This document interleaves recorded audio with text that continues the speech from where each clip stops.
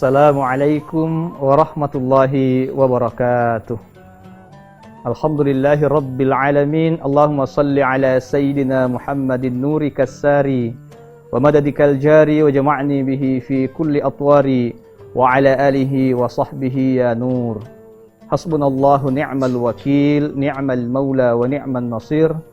La hawla wa la quwata illa billahil aliyyil azim. Rabbi syrah li sadri wa yassir li amri wahlul 'uqdatam min lisani yafqahu qawli. Qala Allah Subhanahu wa ta'ala fi kitabil karim. A'udzu billahi minasy syaithanir rajim. Bismillahirrahmanirrahim. Wa ma kana Allahu liyu'adzibahum wa anta fihim. Wa ma kana Allahu mu'adzibahum wa hum yastaghfirun. Shadaqallahu azim. Pemirsa TV One, mudah-mudahan semua kita dirahmati dan dimuliakan oleh Allah Subhanahu wa ta'ala.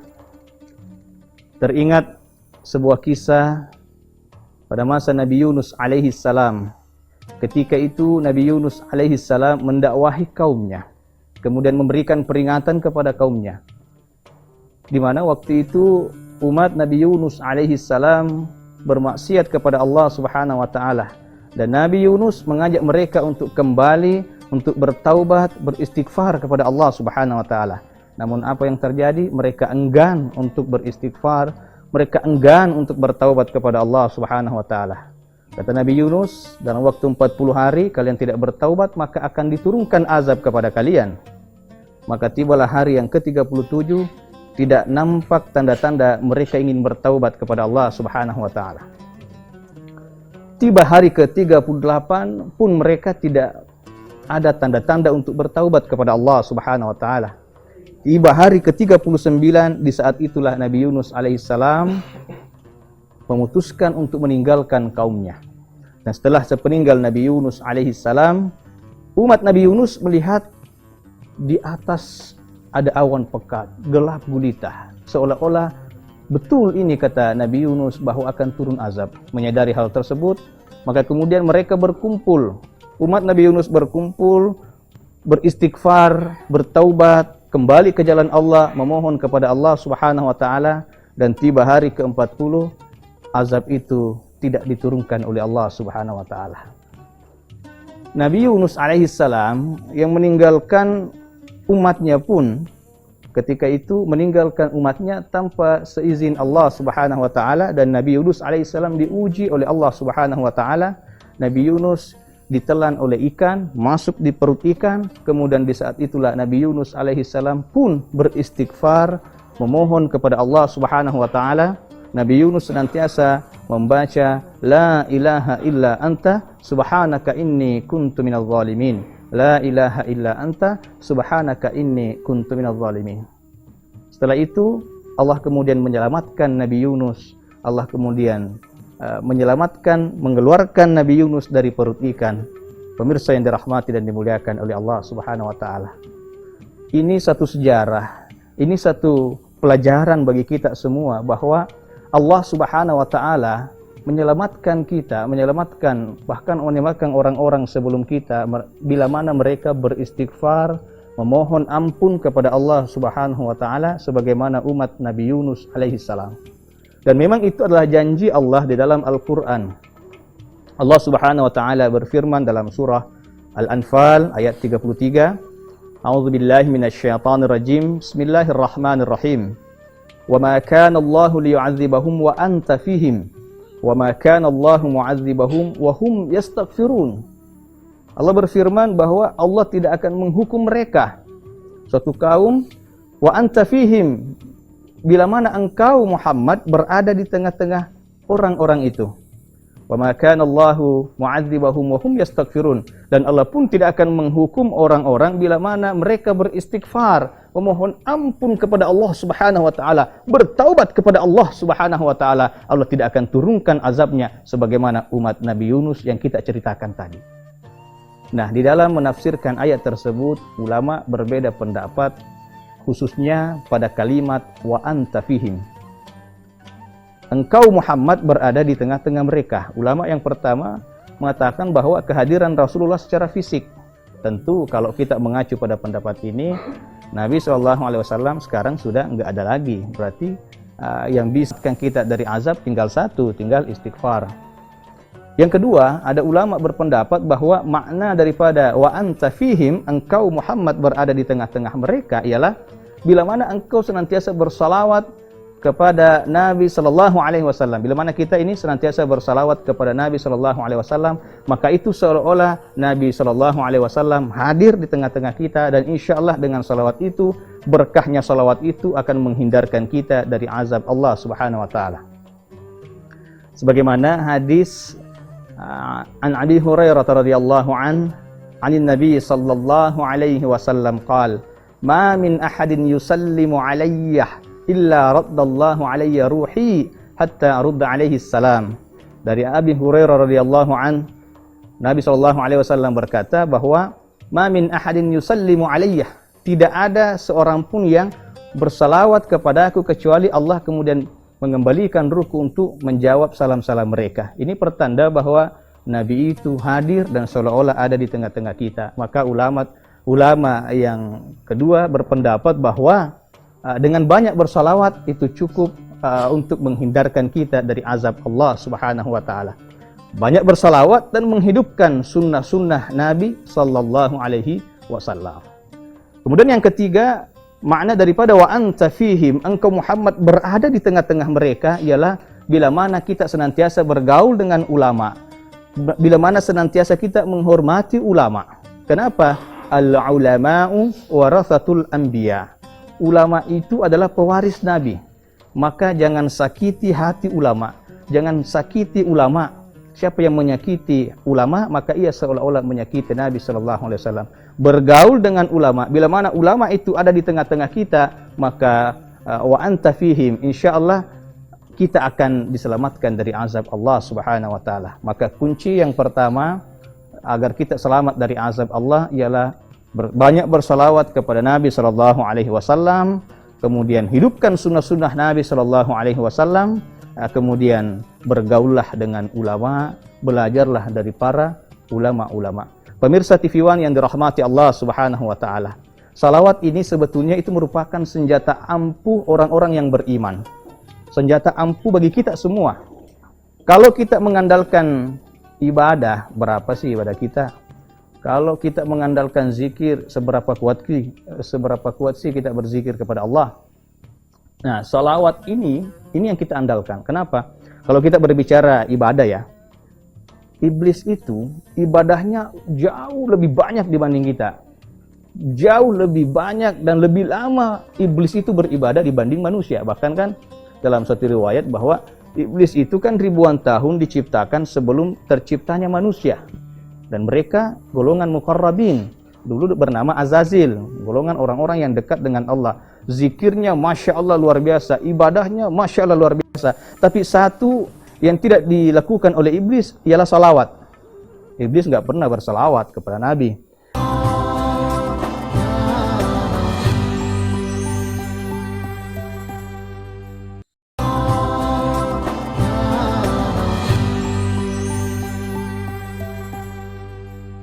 Makanya kan dalam Al-Quran itu kan difirmankan oleh Allah, a'udzubillahi minasyaitonirrajim, innallaha wa malaikatahu yusholluna 'alan nabi ya ayyuhalladzina amanu shallu 'alaihi wa sallimu taslima. Di dalam ayat itu Allah berfirman, innallaha, sesungguhnya Allah dan para malaikatnya. Jadi Allah dan para malaikat bersalawat kepada Nabi. Iblis nggak bersalawat. Iblis nggak bersalawat. Maka ketika Allah dan para malaikatnya bersalawat kepada Nabi, Allah kemudian memerintahkan orang-orang yang beriman, ya ayyuhalladzina amanu, hai orang-orang yang beriman, bersalawatlah engkau kepada Nabi. Maka salah satu senjata ampuh kita ialah salawat. Maka ibu-ibu yang ada di rumah, bapak ibu, banyak bersalawat kepada Nabi. Salawat itu banyak macamnya. Allahumma salli ala Sayyidina Muhammad, nah, itu juga salawat. Sallallahu ala Muhammad, itu salawat. Salawat Jibril namanya. Allahumma salli ala Sayyidina Muhammad kamilatan wa sallim salam, itu salawat. Ada juga salawat Ibrahim yang kita baca ketika tasyahud akhir. Kama sallaita ala Ibrahim wa ala ali Ibrahim. masih banyak salawat. Sebagaimana yang saya juga bacakan tadi, salawat nur dari Al-Habib Umar bin Hafiz. Banyak macam salawat.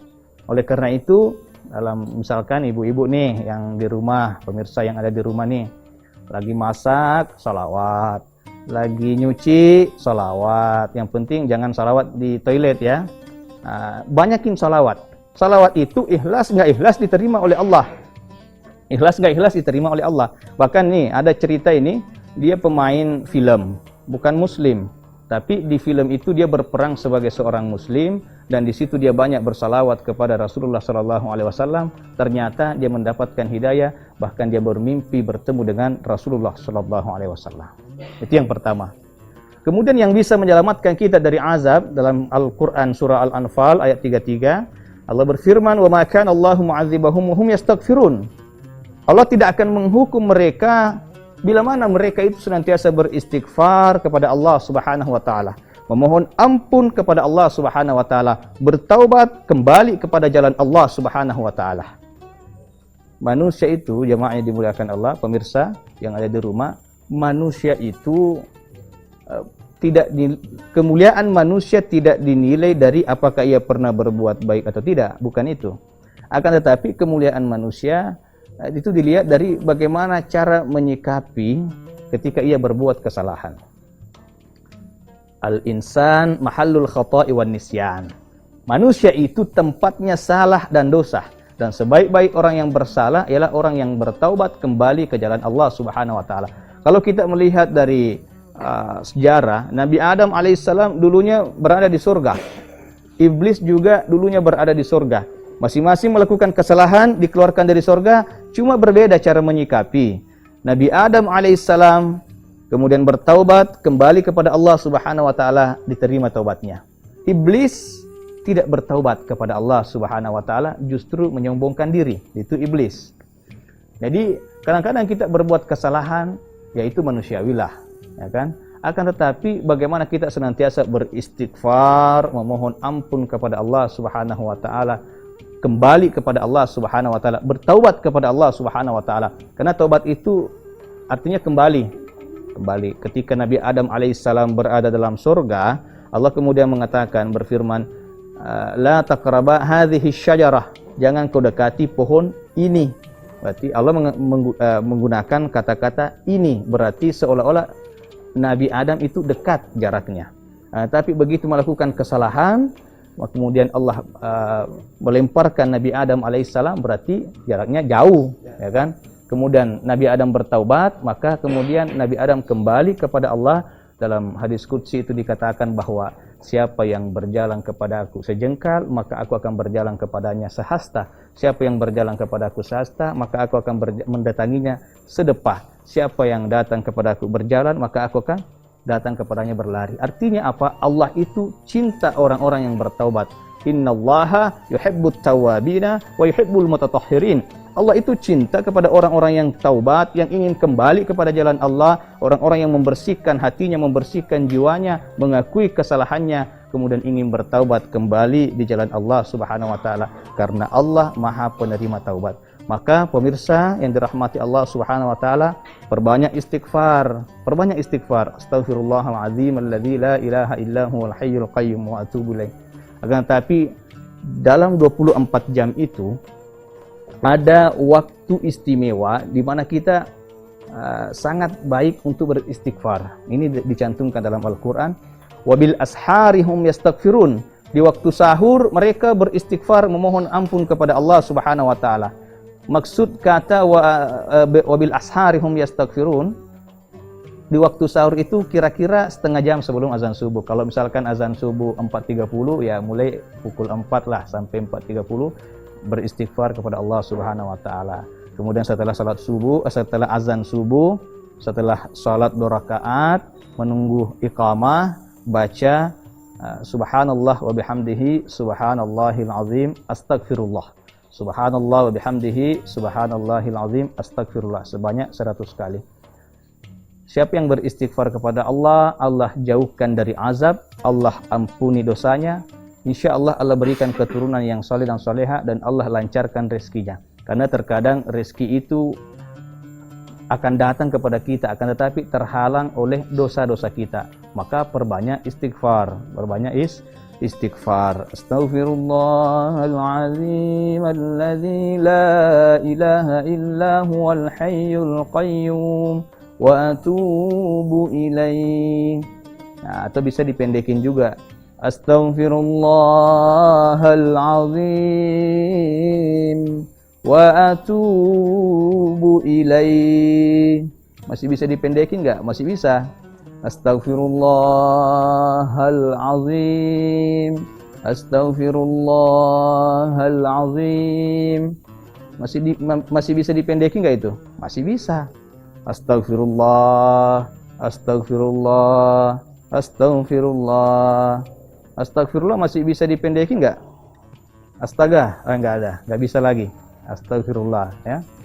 Astaghfirullahaladzim alladzi la ilaha illa huwal hayyul qayyum wa atubu ilaih. Bahkan yang lebih istimewa itu sayyidul istighfar, penghulu istighfar. Allahumma anta rabbi la ilaha illa anta khalaqtani wa ana 'abduka wa ana 'ala ahdika wa wa'dika mastata'tu a'udzubika min syarri ma sana'tu abu'u laka bi ni'matika 'alayya wa abu'u bi dzambi faghfirli fa innahu la yaghfiru dzunuba illa anta. Nah, tapi kalau itu kepanjangan, yang pendek-pendek aja. Astagfirullah, astagfirullah, astagfirullah. Bahkan Nabi SAW, ini Nabi loh, suci loh, maksum loh. Itu beristighfar tidak kurang dari 100 kali setiap hari. Apalagi kita. Maka ibu-ibu yang ada di rumah, pemirsa, bapak-bapak yang ada di rumah, banyak-banyak beristighfar kepada Allah Subhanahu wa Ta'ala.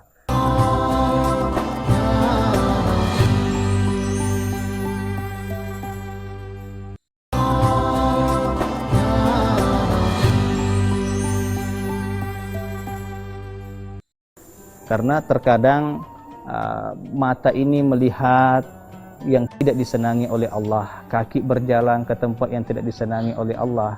Semua itu banyak istighfar, memohon ampun, memohon kembali kepada Allah Subhanahu wa Ta'ala. Allah senang kepada orang-orang yang mengakui kesalahan, kepada orang-orang yang senantiasa beristighfar kepada Allah Subhanahu wa Ta'ala. Karena manusia itu, jemaah yang dimuliakan Allah, pemirsa yang ada di rumah, manusia itu tidak ada yang suci. Tidak ada gunung yang tidak berbatu. Tidak ada laut yang tidak berombak. Tidak ada manusia yang tidak punya kesalahan. Semua kita pernah berbuat kesalahan. Oleh karena itu, menyikapi kesalahan itu, banyak-banyak beristighfar, memohon ampun kepada Allah Subhanahu wa Ta'ala. Kita mungkin mengingat kisah Imam Ahmad bin Hanbal.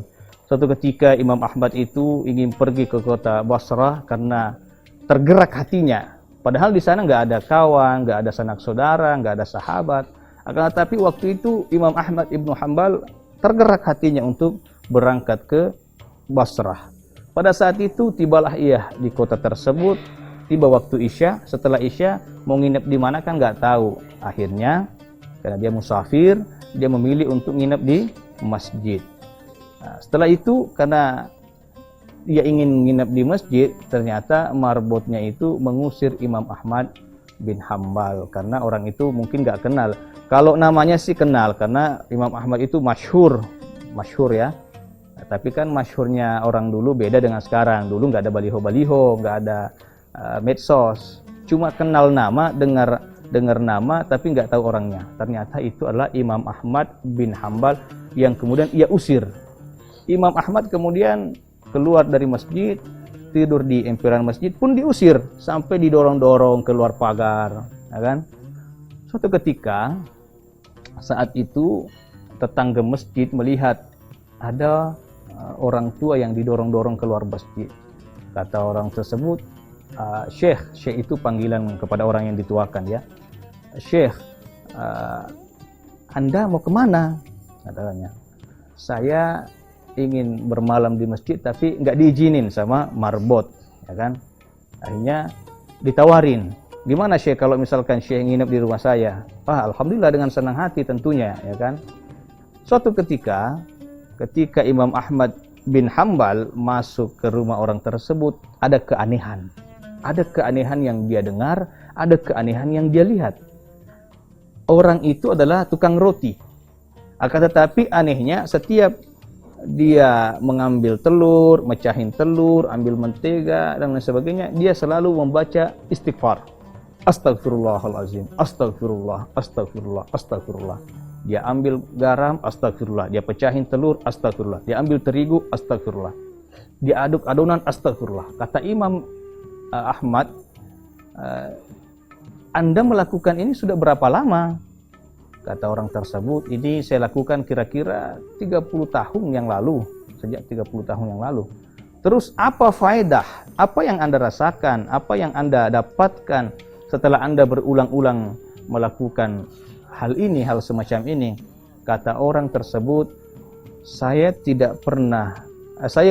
saya berdoa kepada Allah Subhanahu wa taala, sejak saya melazimkan istighfar ini, setiap saya berdoa kepada Allah, hampir tidak pernah ada doa-doa saya yang tidak diijabah oleh Allah. Semua doa-doa saya diijabah oleh Allah Subhanahu wa taala kecuali satu.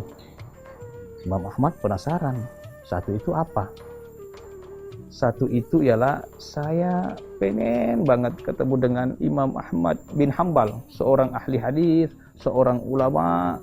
Maka ketika itu Imam Ahmad mendengarkan kemudian memeluk orang itu, sayalah Imam Ahmad bin Hanbal. Karena istighfarmu itulah yang menggerakkan hati saya ingin datang ke kampung ini. Karena istighfarmu itulah yang menggerakkan hati saya ingin bertemu dengan Anda. Sayalah Imam Ahmad bin Hanbal. Masya Allah, berkahnya istighfar, pemirsa yang dirahmati Allah Subhanahu wa taala. Oleh karena itu, yang punya hajat yang besar, yang ingin menikah, yang ingin punya anak, yang ingin disembuhkan dari penyakitnya, perbanyak istighfar. Terkadang penyakit itu datang mungkin karena dosa-dosa yang pernah kita lakukan di masa lalu. Oleh karena itu, perbanyak istighfar, memohon ampun, kembali kepada Allah Subhanahu wa taala, karena kita tidak tahu akhir kehidupan kita ini akan seperti apa.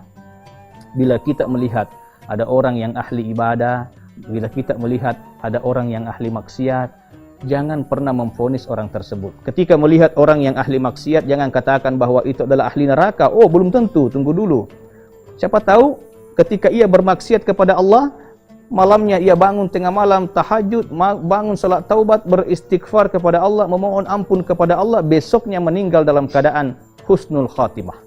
Demikian pula sebaliknya, ketika ada orang yang ahli ibadah, ketika ada orang yang taat beribadah kepada Allah, jangan memvonis bahwa orang itu pasti masuk surga. Oh, belum tentu.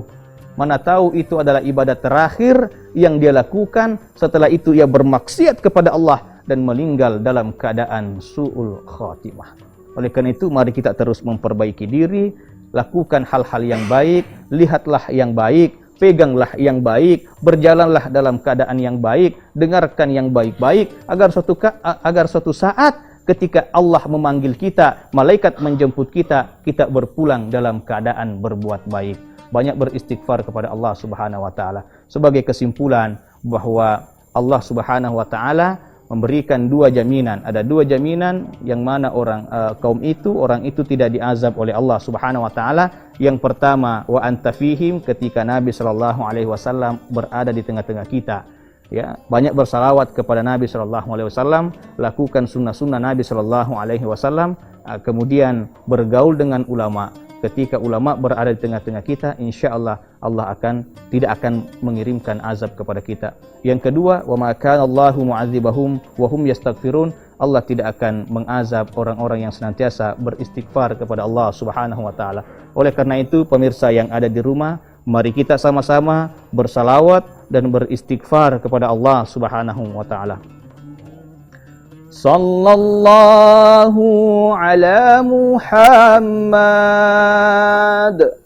sallallahu alaihi wasallam,